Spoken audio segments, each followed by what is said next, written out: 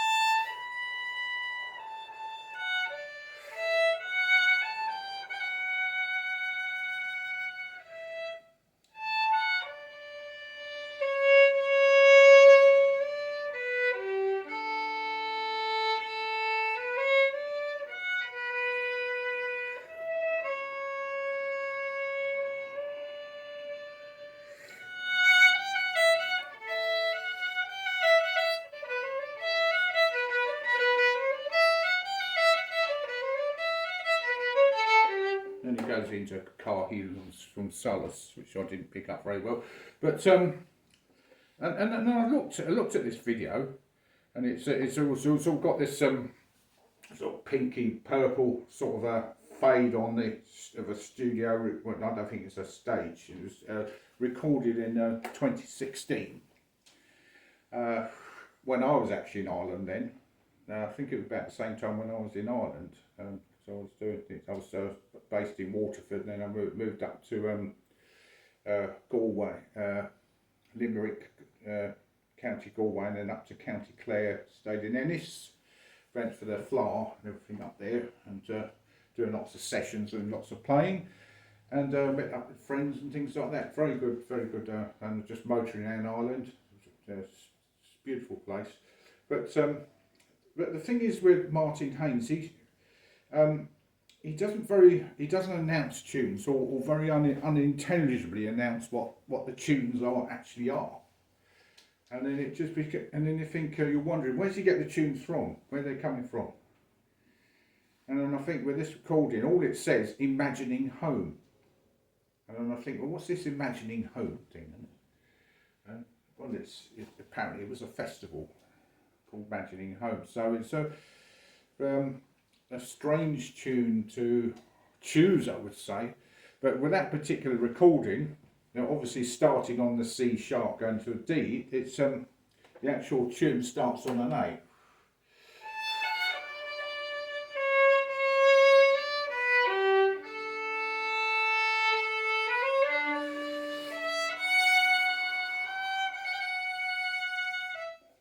Etc.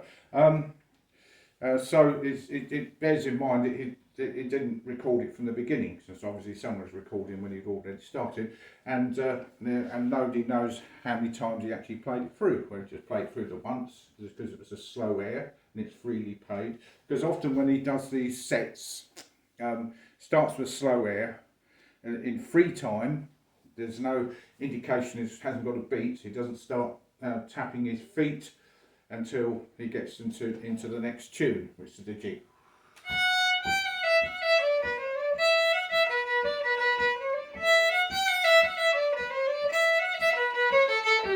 I've got slippers on, mate, but you can't hear my foot tapping.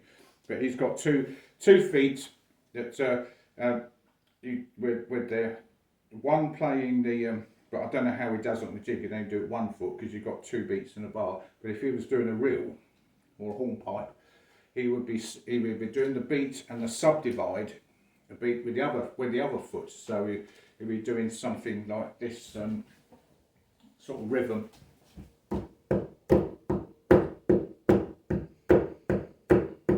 That's what he'd be doing with his feet, and it would be solid rhythm. And I think you'll get Dennis Cargill probably just toe tapping as well, keeping time because of his minimalist guitar chords. And of course, with that opening number, he would probably just play at the perfect moment with the chord to get this, because Dennis Cahill actually wrote his own music as well, which they both played, and he wrote some lovely waltzes and lovely tunes as well. So they put their own thing. And that's enough about those two.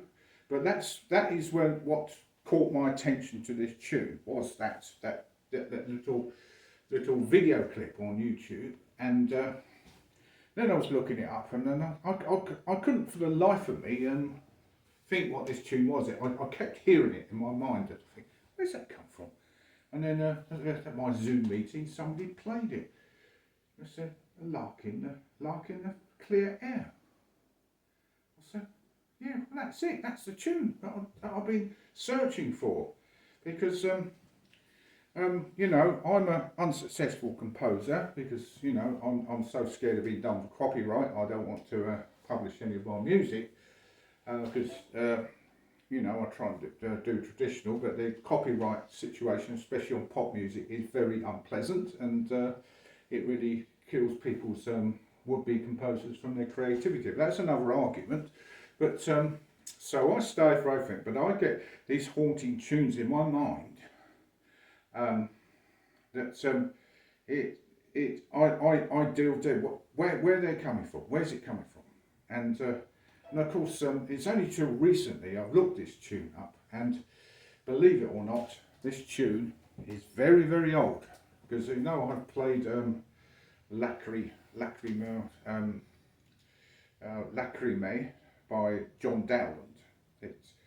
That was in 1596 ring, but it comes from the same era as that, with John Eccles, Orlando Gibbons, and all those Renaissance composers.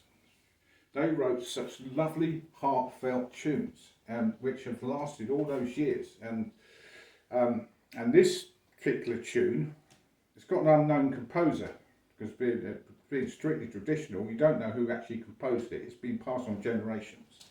But people believed it actually started its life in Sweden. And then, of course, it travelled about and then got to France. And somehow the French put some words to it, because it's called Le Tailleur, which means the tailorman. And then this chap called Samuel Ferguson, who I believe was from Northern Ireland, from Belfast, and so Bearfist as well. I've also looked up on YouTube, is actually the river underrunning the city, and there's a river raced down. It's a bit like the old Stein in Brighton, that because I think a lot of the Victorians actually put submerged rivers underground and then build all this brickwork around them to avoid it being a nuisance to everything being built around it, because of the tidal waves and the rapidity of the rivers. And so they're very clever doing that, and I think they must have done that with Belfast to make it more habitable, and so that's the way it developed into a city. And this Samuel Ferguson he was a poet, wrote the words to it, and ever since then it's been attributed to him and called that the Lark in the Clear Air. And this is how it's come to being, a very sought after tune. It is such a lovely tune, and so heartfelt, and it's one of these tunes that possibly you'd never get tired of. So I'm going to leave you there now, and then hope you enjoy the rest of the day. So it's a lovely sunny day out there. So Adam Beanstock signing off.